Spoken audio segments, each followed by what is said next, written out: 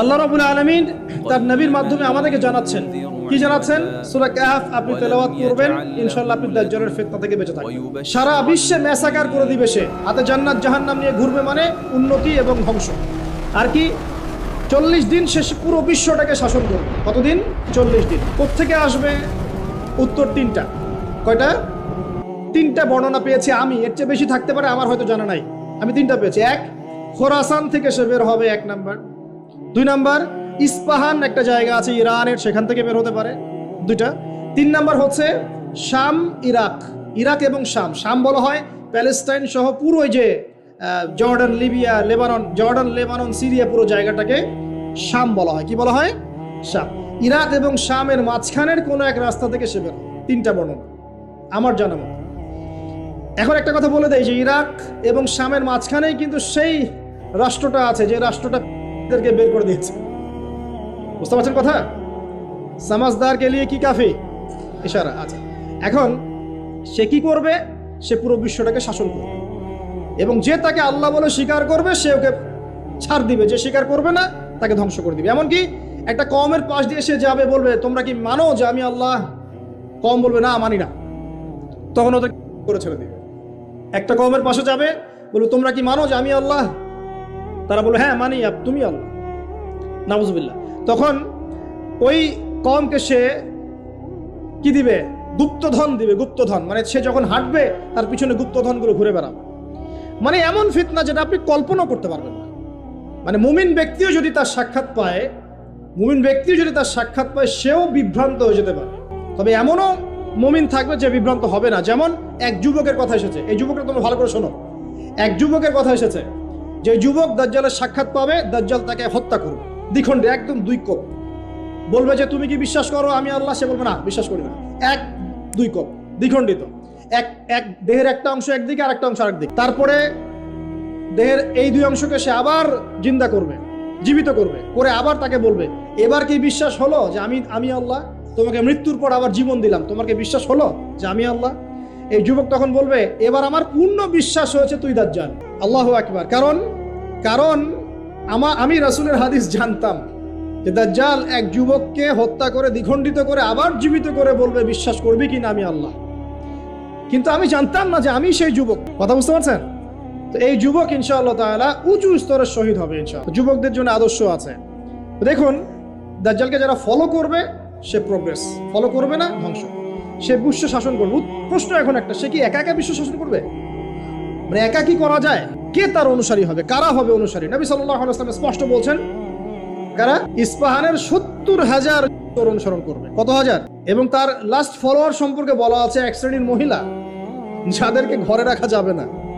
তো সেই আদর্শ এখন ছড়িয়ে পড়েছে না? ফেমিনিস্ট রেভলিউশন ছড়িয়ে পড়েছে না? আপনি কি আপনার বোনকে ঘরে রাখতে পারছেন? আপনার স্ত্রী কি ঘরে থাকতে চায়? কেউ চায় না। এখন সবাই বাঁধন ছিন্ন করে বেরিয়ে যেতে চায়। আমি আসছি ওদের জায়গায়, শেষ করার আগে অবশ্যই তাদের জায়গায় আসবো ইনশাআল্লাহ। এখন এদের মধ্যে কি সবাই? উত্তর না, সবাই না। কারণ এমন অনেক ভালো আছেন যারা এখনো এদের পক্ষেই কথা বলে, এমনও আছে। তাহলে কারা? যারা জালেম। যারা কি? জালেমরা। এখন একটু লক্ষ্য করেন ওয়ার্ল্ডের দিকে তাকিয়ে, যে একটা বিশ্বকে শাসন করতে হলে আপনার বিশ্বের সব বড় বড় ডিপার্টমেন্টগুলোকে শাসন করতে হয় না? শ্রীলঙ্কা নাম শুনেছেন তো? শ্রীলঙ্কা কি বিশ্বের অর্থনীতিকে শাসন করতে পারবে? মালদ্বীপ পারবে? পাকিস্তান, নামটা যদিও পাকিস্তান, কিন্তু ওখানে অনেক নাপাকি আছে। কথা বুঝতে পারছেন? অনেক নাপাকি আছে। আল্লাহ পাক পবিত্র করুন নাপাকি থেকে, দোয়া করি। তো উত্তর কোরিয়া, সে কি পারবে? আপনাকে যদি ইকোনমিক্যালি সারা ওয়ার্ল্ডকে রুল করতে হয়, তাহলে সারা বিশ্বের অর্থনীতি আপনার নখদর্পণে থাকতে হবে। সেটা কি মুসলিমদের আছে? কাদের হাতে এগুলো এখন?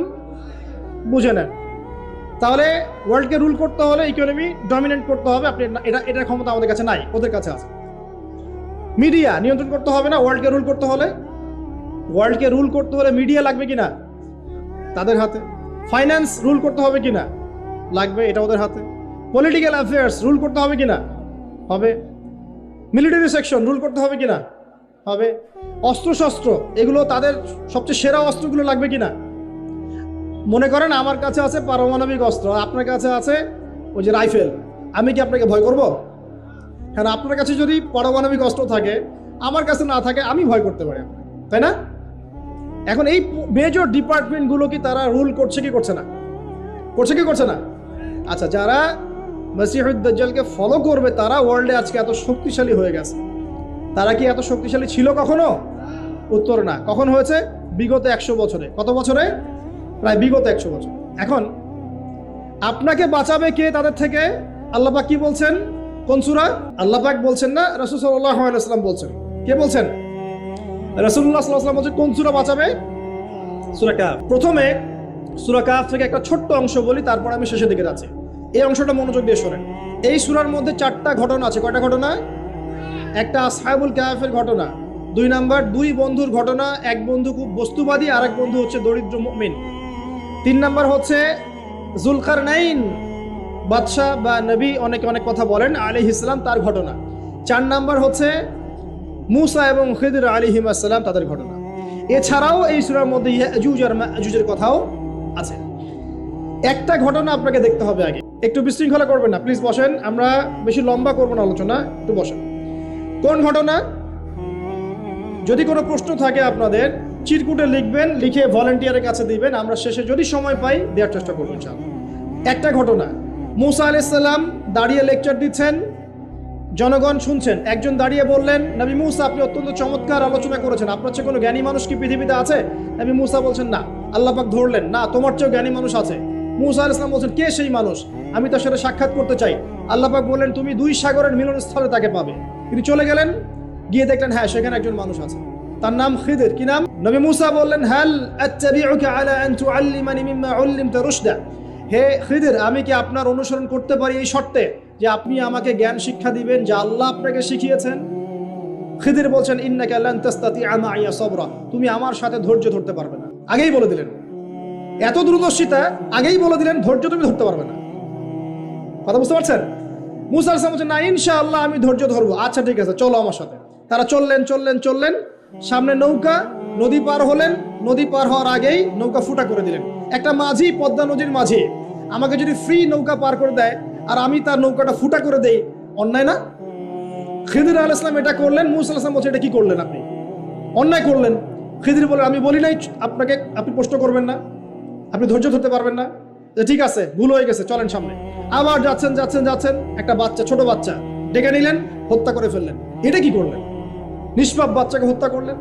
আমি কি বলি নাই তুমি সবর করতে পারবে না? তিনি বলছেন, হ্যাঁ ঠিক আছে, আরেকবার প্রশ্ন করলে আমাকে আর সাথে নিয়েন না, চলেন। এবার সামনে গিয়ে একটা দেয়াল পড়ে আছে, একটা গ্রামে গেলেন। গ্রামে গিয়ে বললেন, নাস্তা পানি কিছু হবে কিনা, সৌজন্যমূলক। কেউ কোনো নাস্তা পানি দিল না, কোনো সৌজন্যমূলক আচরণই করলো না। ও যে বাসায় মেহমান আসলে বলে না, খেয়ে আসছেন না, গিয়ে খাবেন, ওই টাইপের ছিল আর কি। তো যাই হোক, তিনি দেখলেন যে ওদের একটা দেয়াল পড়ে গেছে বেচারা। ওই দেয়ালটাকে তিনি আবার শক্ত করে নির্মাণ করে রেখে দিলেন। মূসা আলাইহিস সালাম বললেন যে এটা কি করলেন? নাস্তা পানিও দিল না, ভালো ব্যবহারও করলো না, আপনি উল্টা তার এই উপকার করলেন বিনা পারিশ্রমিকেই। কিছু আজর নিতেন তাহলে তো ভালো হতো। তো খিদর আলাইহিস সালাম বলেন, এটা হাদা ফিরাকু বাইনি ওয়া বাইনাক, আমার আর তোমার মাঝে এখন ফিরাক, পার্থক্য হয়ে গেল, আর আমাদের পথ চলা হলো না। তবে যাওয়ার আগে আমি জানিয়ে দিই, ওই নৌকা ফুটা করেছিলাম এই কারণে, যদি ফুটা না করতাম তাহলে জলদস্যু নৌকাটা নিয়ে যেত। ফুটা করে দিয়েছি, এই খারাপ নৌকা তারা আর নিবে না। ঠিক আছে কথা? 2 নাম্বার, বাচ্চাকে যদি হত্যা না করতাম, এই বাচ্চা বড় হয়ে বড় কাফের হতো এবং পিতা মাতাকেও কুফরিতে নিয়ে আসতো। এটা আমি আল্লাহর হুকুমে করেছি, একা একা করি নাই। 3 নাম্বার, এই দেয়াল নির্মাণ করেছে এই কারণে, এই দেয়ালের নিচে 2 জন এতিম বাচ্চার রেখে যাওয়া পৈতৃক সম্পত্তি আছে, এটা নির্মাণ করে দিয়েছি। মানুষ এটা সিজ করতে পারবে না, তারা যখন বড় হবে তখন নিবে ইনশাআল্লাহ। তো এই 3টা ঘটনাতে একটু ফোকাস করেন। কোন সূরা আছে এটা? সূরা কাহফ। এই 3টা ঘটনাতেই বাহ্যিক চোখে যা দেখা যাচ্ছে সেটা সত্য নয়, ভিতর থেকে যা দেখছেন সেটা সত্য। কথা বুঝতে পারছেন? তো সূরা কাহফ আপনাকে দাজ্জাল থেকে বাঁচাবে। মানে কি? দাজ্জালীয় ফিতনার যুগে বাইরের চোখে আপনি যা দেখবেন সেগুলো সবসময় সত্য হবে না। রিয়েলিটি আর ভিজুয়াল ওয়ার্ল্ডের মধ্যে আকাশ পাতাল পার্থক্য থাকবে। এটা হচ্ছে দাজ্জালের যুগ। আমি বুঝাতে পারছি না। রিয়েলিটি আপনি দেখছেন বিশ্ব এগিয়ে যাচ্ছে, খুব সুন্দর। বাস্তবতা হচ্ছে যে বিশ্ব এগিয়ে যাচ্ছে আস্তে আস্তে কিয়ামতের দিকে। রিয়েলিটি দেখবেন যে ইকোনমি খুব প্রোগ্রেস হচ্ছে, হ্যাঁ, মানে মানুষের জীবনযাত্রার মান একদম উন্নতির দিকে। বাস্তবতা হচ্ছে পুরো ওয়ার্ল্ডের ইকোনমিক সিস্টেমটা ধ্বংসের মুখে আছে। রিয়েলিটি হচ্ছে, বাহ্যিক চোখে আপনি দেখছেন মেয়েরা এগিয়ে যাচ্ছে, ফ্যামিলিস্ট রেভলিউশন, মাথা খারাপ অবস্থা, ঠিক আছে, কিন্তু বাস্তবতা হচ্ছে মেয়েরা জাহান্নামের দিকে এগিয়ে যাচ্ছে। রিয়েলিটি আপনি দেখছেন চোখ দিয়ে যুবকরা খুব এগিয়ে যাচ্ছে, হ্যাঁ সবাই উচ্চশিক্ষিত হচ্ছে মাশাআল্লাহ, বাস্তবতা কি জানেন? তাদের আত্মাগুলো দিন দিন মরে যাচ্ছে। রিয়েলিটি দেখছেন যে হ্যাঁ পরিবারগুলো খুব সুখী, আমরা একদম বিল্ডিং তুলতেছি মাশাআল্লাহ, জমি জমা কিনতেছি, বাস্তবতা কি জানেন? পরিবারগুলোতে শান্তি নাই এখন। আমি বোঝাতে যাচ্ছি দাজ্জালীয় ফিতনার যুগে ভিজুয়াল ওয়ার্ল্ড, মানে যা আপনি বাহ্যিক চোখে দেখছেন আর রিয়েলিটির মধ্যে আকাশ পাতাল পার্থক্য থাকবে, ঠিক খিদির এবং মূসা আলাইহিস সালামের ঘটনার মতো। বুঝতে পারলাম? অতএব আপনাকে দাজ্জাল, তার সভ্যতা, তার ফিতনা, তা থেকে বেঁচে থাকার পথ বুঝতে হলে আগে দৃষ্টিভঙ্গি চেঞ্জ করতে হবে। কি করতে হবে? দৃষ্টিভঙ্গি চেঞ্জ করতে হবে। খিদিরের দৃষ্টিভঙ্গি লাগবে। কার দৃষ্টিভঙ্গি? খিদির আলাইহিস সালামের। শুধু বাহ্যিক চোখ দিয়ে দেখলে হবে না, এক্সটার্নাল ভিশন দিয়ে দেখলে হবে না, ইন্টারনাল অবজারভেশনের দরজাটা খুলতে হবে। এখন এটা খুলে আপনি বিশ্বকে দেখেন, পরিবারকে দেখেন, সমাজকে দেখেন, রাষ্ট্রগুলোকে দেখেন, আপনি বুঝতে পারবেন যে ফিতনা কি পরিমাণে ধেয়ে এসেছে। এটাই নবী সাল্লাল্লাহু আলাইহি ওয়াসাল্লাম বলছিলেন, তোমাদের পরে এমন একটা যুগ আসছে, জামানা সবরিন, এমন জামানা, কঠিন সবরের জামানা, লিল মুতামাসসিকি ফি, সেখানে যদি এই নবী সাল্লাল্লাহু আলাইহি ওয়াসাল্লামের সুন্নত কেউ ধরে রাখতে পারে, আজরুনা 50 শাহীদা মিনকুম, তোমাদের মধ্যে 50 জন শহীদ সাহাবীর নেকি পাবে ইনশাআল্লাহ। এটা সেই জামানা নয়। ভালো করে খিদিরের চোখ দিয়ে দেখেন, খিদির আলাইহিস সালাম কি শুধু বাইরের চোখ দিয়ে দেখেছিলেন, না আল্লাহ পাকের মারিফত দিয়ে দেখেছেন? আল্লাহ পাকের নূর দিয়ে দেখেন নাই? মূসা আলাইহিস সালাম নবী হয়েও বুঝতে পারছেন না কেন এটা করেছেন, কেন বাচ্চা হত্যা করছেন, কেন নৌকা ফুটা করলেন, কেন আপনি দেয়াল নির্মাণ করছেন, কিন্তু খিদির আলাইহিস সালাম আল্লাহ পাকের নূর দিয়ে দেখছেন, তিনি বুঝতে পারছেন দূরে কি হতে যাচ্ছে। তো সবাইকে খিদির হতে পারবে? খিদির হতে না পারলে কি আপনি ঘ্রাণ পাবেন? আপনি সেটা দেখতে পারবেন না যা যা খিদির দেখছেন, আপনি সেটা শুনতে পারবেন না যা খিদির শুনেছেন। আপনি যদি খিদির আলাইহিস সালামের মতো হতে পারেন, আপনি এমন কিছু উপলব্ধি করবেন। আমার বেশি বেশি কোরআন তেলাওয়াত লাগবে। কি লাগবে? কোরআন তেলাওয়াত শুধু মৌখিকভাবে না, অর্থ বুঝে পড়ার চেষ্টা করতে হবে। মৌখিক করলে নেকি পাবেন ঠিকই, কিন্তু অর্থ বুঝে না পড়লে আপনি পথ খুঁজে পাবেন না। 5 নম্বর লাগবে আমাদের সবার হালাল রিজিক। কোন রিজিক? সুদ ঘুষ দুর্নীতির কাছে যাওয়া যাবে না। 6 নম্বর লাগবে আমাদের আত্মশুদ্ধি। আত্মশুদ্ধি মানে কলব পরিষ্কার করতে হবে। কলব পরিষ্কার করার জন্য লাগবে বেশি বেশি আল্লাহর জিকির, ইলম অর্জন করা এবং আল্লাহওয়ালা মানুষের সোহবতে পড়ে থাকা। একা একা নূর অর্জন করা যাবে না। আল্লাহওয়ালা মানুষের সোহবতে পড়ে থেকে জ্ঞান চর্চার মধ্য দিয়ে, আল্লাহর জিকির, কোরআন তেলাওয়াত, আত্মশুদ্ধির মধ্য দিয়ে আপনি ইনশাআল্লাহ নূর পাবেন ইনশাআল্লাহ। আর কি কি করা যাবে না? অল্প বলছি, বেশি বলবো না। কি কি করা যাবে না? 1 নাম্বার, সবচেয়ে বড় কথা, মনের মধ্যে কোনো রকম হিংসা রাখা যাবে না। কারো প্রতি হিংসা করবেন, নূরের সাথে আপনার কোনো সম্পর্ক নেই। 2 নাম্বার, অহংকার মন থেকে বের করতে হবে। কি বের করতে হবে? অহংকার কি জিনিস? আপনার কাপড়টা সুন্দর হোক, এটা অহংকার নয়। জুতা সুন্দর, ভালো পারফিউম ইউজ করেন, আপনার বাড়িটা সুন্দর, এগুলো অহংকারের নিদর্শন নয়। অহংকারের নিদর্শন হচ্ছে 2টা। একটা হচ্ছে মাতারুল হাক্কি ওয়া গামতুন নাস, সত্যকে প্রত্যাখ্যান করা, অন্য মানুষকে তুচ্ছ তাচ্ছিল্য করা। এই 2টা হচ্ছে অহংকারের নিদর্শন। মনে কোনো প্রকার অহংকার রাখলে আল্লাহর নূর পাওয়া যাবে না। অনেক বড় বড় ডিগ্রি সার্টিফিকেট অর্জন করেও যদি মনের মধ্যে কিবার বা অহংকার থাকে, কোশ্চিন কালেও আপনি খিদির হতে পারবেন না। আমি কথা বোঝাতে পারছি?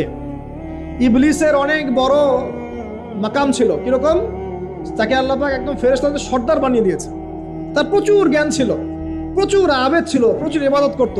শুধুমাত্র কিবার, অহংকারের কারণে সে আজকে জাহান্নামী। আবা ওয়াস্তাকবার, সে উদ্ধত হয়েছিল, অহংকার প্রদর্শন করেছিল। তাই নয় কি? কেন আমি আদমকে সিজদা করব? খালাকতানি মিন নার, আমাকে সৃষ্টি করেছেন আগুন দিয়ে। ওয়া খালাকতাহু মিন তিন, তাকে সৃষ্টি করেছেন মাটি দিয়ে। কেন আমি আদমকে সিজদা করব? এখন এই অহংকার চারপাশে দেখা যায় না? ওরা কি বোঝে দিনের, আমরাই তো সব বুঝি। ওরা আর কি পড়াশোনা করছে, আমি তো সব পড়াশোনা করছি। ওর কি আর বড় বড় ডিগ্রি সার্টিফিকেট আছে নাকি? আমার আছে। তারপরে আমাদের দলই চূড়ান্ত সফল, বাকি দল সব জাহান্নাম। এরকম অ্যাটিটিউড আছে না? তুমি আমার দলের ফর্ম পূরণ করো নাই, তোমার জান্নাত কে নিয়ে যাবে? ফর্ম পূরণ করলে তুমি জান্নাতে যাওয়ার লিস্ট পাবো আমার কাছ থেকে। ভাবখানা এমন, মুখে না বললে।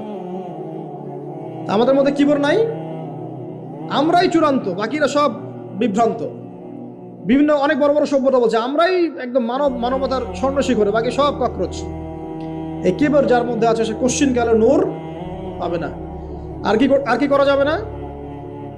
1 নম্বর হিংসা, 2 নম্বর কিবর, 3 নম্বর অপবাদ। কারো উপর মিথ্যা অপবাদ দেওয়া যাবে না। কারো প্রতি মিথ্যা অপবাদ দিলে আপনি আল্লাহর নূর পাবেন।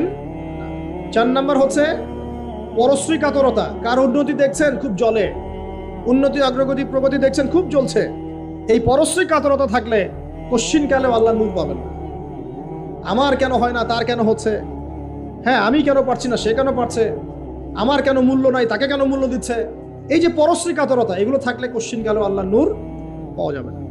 আরেকটা বিষয় বলবো যে গীবত তহমত, একটা কথা, গীবত তহমত এবং গীবত তহমত বেশি করে বললাম, আর বাকি যত কবিরা গুনাহ আছে, এই যে সুদ বলেন, জেনা বলেন, দুর্নীতি বলেন, অন্যের সম্পদ আত্মসাৎ বলেন, বড় বড় কবিরা গুনাহ যেগুলো আছে এগুলোর সাথে স্পেশালি গীবত তহমত যদি থাকে আল্লাহর নূর পাওয়া যাবে না। ব্যাস, এখন নূর অর্জন করে কিভাবে পথ চলবো খুব শর্ট করে বলে দিই। 1 নাম্বার, প্রিয় ভাইরা সবাই মনোযোগ দিয়ে শুনুন, সবাইকে, আমাদের সবাইকে, যদি আমরা কি ইসলামের বিজয় চাই? আমরা কি সবাই জান্নাতে যেতে চাই? আমরা কি চাই যে আমরা পুরো বিশ্বের বুকে আবার মাথা তুলে দাঁড়াই? হ্যাঁ ভাই, চাই না? আচ্ছা, আমরা কি চাই না আমাদের পরিবারগুলো সুন্দর হোক, সবাই হালাল রিজিক খাই, আমরা আমাদের সন্তানদেরকে ভালো একটা বিশ্ব দিয়ে যাই? আমরা চাই না? আচ্ছা, যদি চাই কিছু করণীয় আছে। কি আছে ভাই?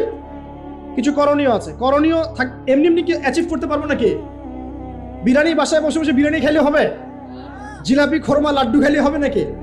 কিছু কাজ তো আছে নাকি?